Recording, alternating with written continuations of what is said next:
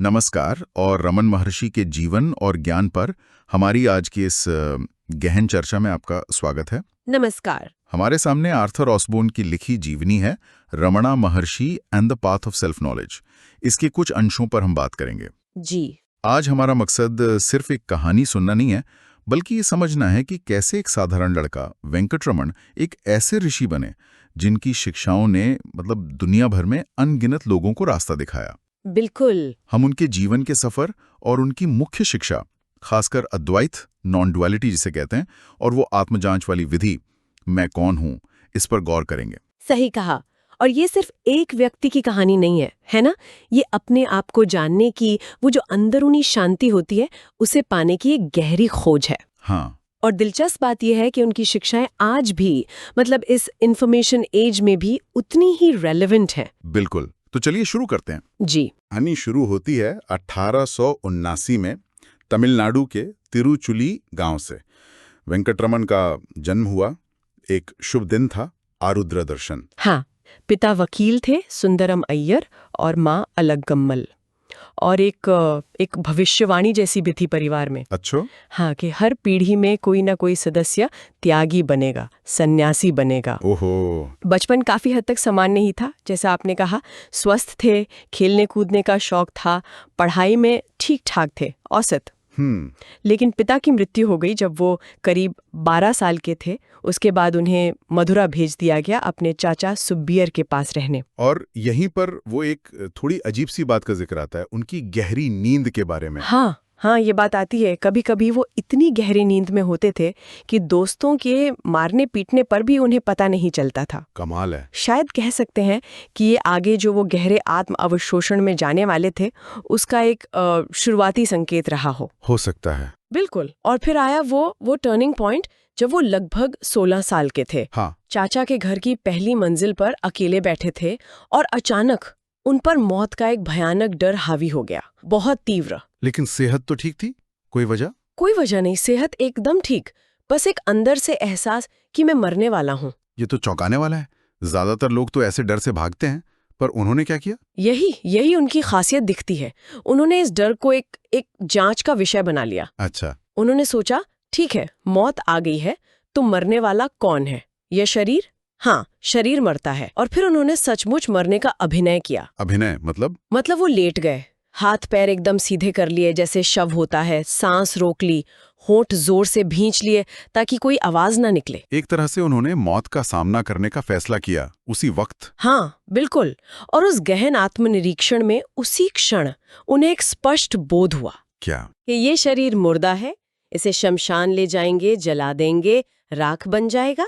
पर क्या शरीर के मरने से मैं मरता हूँ? क्या ये शरीर ही मैं हूँ? और जवाब मिला, नहीं, ये शरीर जड़ है, पर मैं तो चैतन्य आत्मा हूँ जो शरीर से परे है, अमर है। ये सिर्फ एक विचार नहीं था। नहीं, ये सिर्फ सोच नहीं थी। ये एक सीधा जीवंत अनुभव था, एक सच्चाई जो जैसे बिजली कौंध जाती है, वैसे अनुभव हुई। और इसका नतीजा क्या हुआ? इसके बाद नतीजा, मौत का डर उसी पल हमेशा के लिए गायब, खत्म। हमेशा के लिए। और एक निरंतर स्वयं या मैं में डूबे रहने की अवस्था शुरू हो गई। जैसे संगीत में एक श्रुति होती है ना, जो लगातार बजती रहती है। हाँ, तानपुरे की तरह। बिल्कुल वैसे ही वो मैं का एहसास निरंतर बना रहा। जीवन पूरी तरह बदल गया। ये जो स्वयं या मैं का अनुभव था, क्या ये अहंकार जैसा था, जैसे मैं कुछ खास हूं? नहीं, ये बहुत जरूरी सवाल है। ये अहंकार, जिसे हम पर्सनल सेल्फ या मैपन कहते हैं, उससे बिल्कुल अलग था। अच्छा। जैसा महर्षि ने बाद में समझाया भी, ये वो सच्चा सेल्फ है, वो असली मैं, जिससे वो छोटा मैं का भाव उठता है और आखिर में उसी में मिल जाता है। ये वो शाश्वत चेतना है। तो ये अनुभव भले ही अचानक हुआ, बहुत तेजी से, पर असल में ये एक साधना थी, आत्मजांच की प्रक्रिया। और यही उनके बाद के सारे उपदेशों का आधार बनी। तो इस जागृति के बाद उनकी बाहरी जिंदगी, उसमें क्या बदलाव आए? जाहिर है बहुत बड़े बदलाव आए। पढ़ाई, दोस्त, खेलकूद, सब में रुचि एकदम खत्म हो गई। बिल्कुल। हाँ, वो ज्यादातर अकेले रहते थे, ध्यान में डूबे हुए। खाने पीने में भी कोई पसंद नापसंद नहीं रही, जो मिल गया खा लिया। अच्छा। मथुरा के मीनाक्षी मंदिर में जाते थे, घंटों मूर्तियों के सामने बस खड़े रहते, आंखों से आंसू बहते रहते थे, एक तीव्र भक्ति का भाव। उनके बड़े भाई को ये सब बहुत अजीब लगता था। वो मजाक में उन्हें योगी या ऋषि कहकर चिढ़ाने लगे थे। तो घर में तो माहौल बिगड़ गया होगा फिर। हाँ बिल्कुल, घर में तनाव बढ़ने लगा। भाई और चाचा वो उनके इस बदले हुए व्यवहार से खुश नहीं थे, नाराज थे। लगभग 2 महीने बीते। अगस्त 1896 की बात है। एक दिन उनके भाई ने उन्हें फिर डांटा पढ़ाई न करने पर और ताना मारा। क्या कहा? कहा कि जो ऐसा है उसके लिए ये सब पढ़ाई लिखाई किस काम की। वेंकटरमण को लगा बात तो सही है, भाई की बात में सच्चाई है। और फिर उसी वक्त फैसला कर लिया कि अब घर छोड़ना है और अपने असली घर अरुणाचल जाना है। अरुणाचल? तिरुवन्नमलई, जिसके बारे में उन्होंने पहले सुना था। हाँ, जिसका नाम सुनते ही उनके मन में एक अजीब सा खिंचाव महसूस होता था। तो उन्होंने स्कूल में किसी स्पेशल क्लास का बहाना बनाया, भाई से कॉलेज फीस के नाम पर 5 रुपए लिए। अच्छा। जिसमें से 3 रुपए यात्रा के लिए काफी थे। हाँ। और निकल पड़े। जाते हुए उन्होंने एक चिट्ठी छोड़ी थी ना, उसका जिक्र आता है। हाँ, एक छोटा सा नोट छोड़ा था। उसमें लिखा था, मैं अपने पिता की आज्ञा से उनकी खोज में निकला हूँ। पिता की आज्ञा मतलब ईश्वर। हाँ, यहाँ पिता का मतलब ईश्वर से था। और लिखा, यह यानी लिखने वाला एक अच्छे काम के लिए जा रहा है, इसलिए किसी को दुखी नहीं होना चाहिए और इसे खोजने में पैसा बर्बाद नहीं करना चाहिए।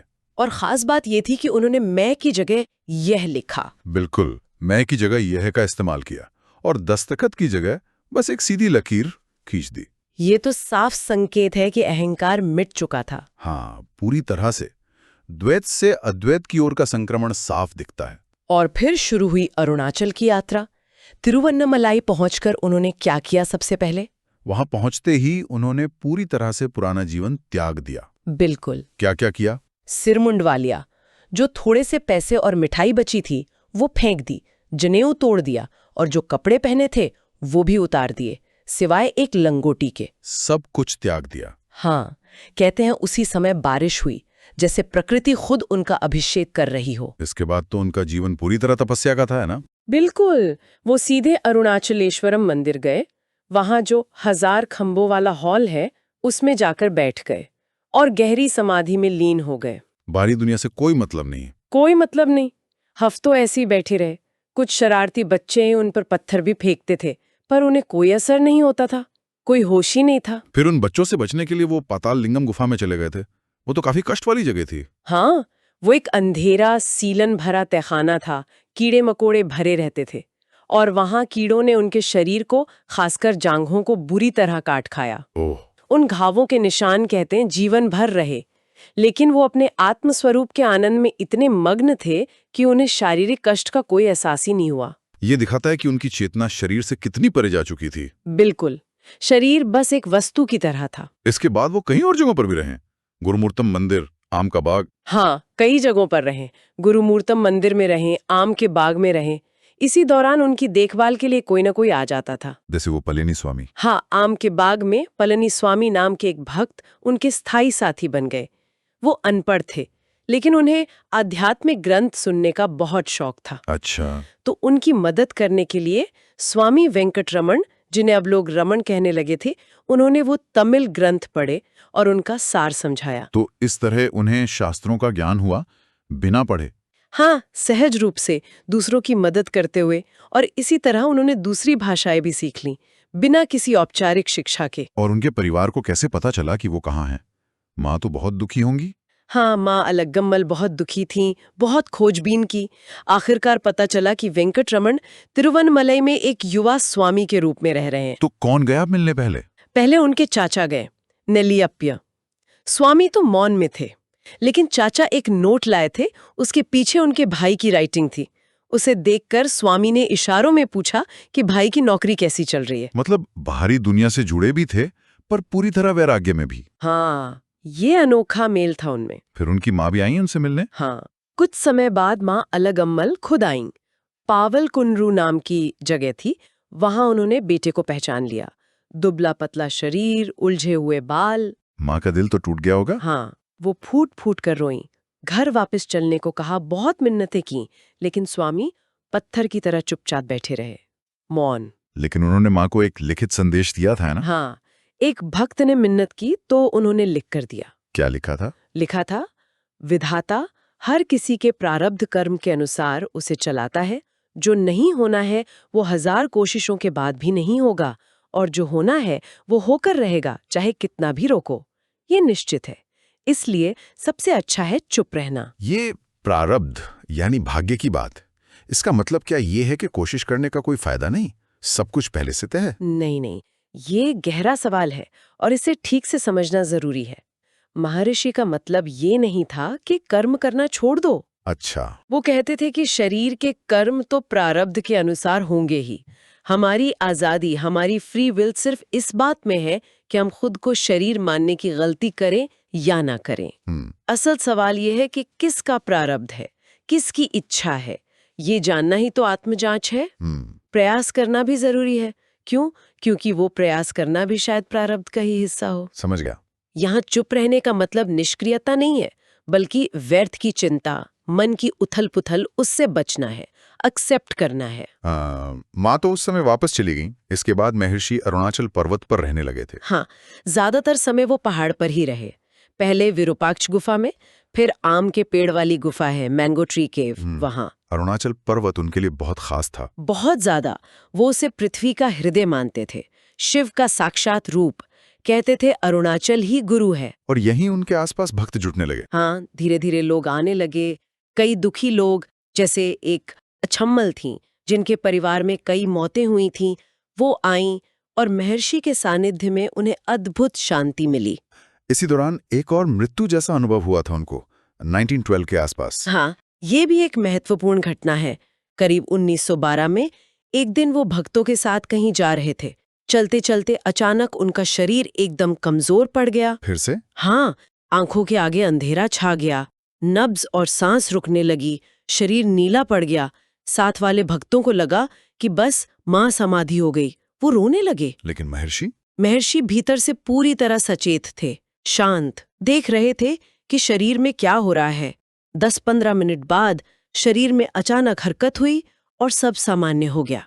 इस अनुभव का क्या मतलब था? इसका क्या महत्व था? माना जाता है कि ये सहज समाधि की अवस्था में पूरी तरह स्थिर होने का आखिरी चरण था। सहज समाधि, ये क्या है? सहज समाधि यानी वो अवस्था जहां व्यक्ति आत्मज्ञान में पूरी तरह स्थित है, लेकिन साथ ही बाहरी दुनिया के साथ भी बिल्कुल सामान्य व्यवहार करता है।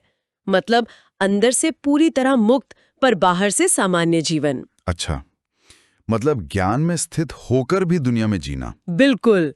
इसके बाद उनका जीवन बहुत व्यवस्थित हो गया। साफ सफाई का ध्यान रखना, समय का पाबंद होना, मजाक करना, विनोद प्रियता, सब कुछ बहुत सहज था। लेकिन विरोध भी तो हुआ होगा? आश्रम में चोर भी आए थे एक बार? हाँ, विरोध भी हुआ। एक साधु ने तो ईर्ष्या में उन पर पहाड़ से पत्थर भी लुढ़का दिया था।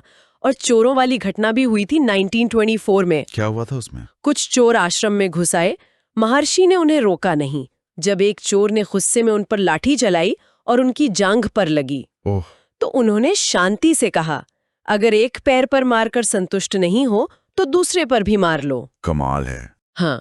और भक्तों को भी बदला लेने से मना कर दिया। कहा कि हम साधु हैं, हमें अपना धर्म नहीं छोड़ना चाहिए। धर्म यानी अहिंसा, क्षमा।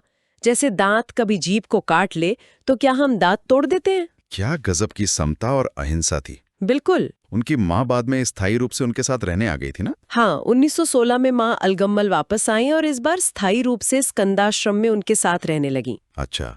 माँ ने आश्रम की रसोई संभाल ली और यहीं से कह सकते हैं आश्रम जीवन व्यवस्थित रूप से शुरू हुआ। माँ के लिए कैसा अनुभव था? उनके लिए ये एक तरह का आध्यात्मिक प्रशिक्षण भी था। महर्षि शुरू में उनसे थोड़ा अलग रहते थे, ये दिखाने के लिए कि उनके लिए सभी स्त्रियां माँ समान हैं। धीरे धीरे माँ का मोह, उनका अहंकार कम हुआ, वो सेवा में लग गईं। इसी समय महर्षि ने त्याग के बारे में क्या सिखाया? क्या घर छोड़ना जरूरी है ज्ञान के लिए? नहीं, बिल्कुल नहीं। उन्होंने हमेशा बाहरी त्याग से ज्यादा आंतरिक त्याग पर जोर दिया। आंतरिक त्याग मतलब मन से इच्छाओं और आसक्तियों का त्याग, अटैचमेंट छोड़ना। उन्होंने कहा कि असली त्यागी वो है जो दुनिया में रहते हुए भी उससे चिपकावा नहीं है, अलिप्त है। मन ही असली बाधा है, चाहे आप घर में हो या जंगल में। जरूरी ये है कि कर्म करते हुए कर्तापन का भाव न हो, अहंकार न हो। 1922 में माँ की मृत्यु हुई।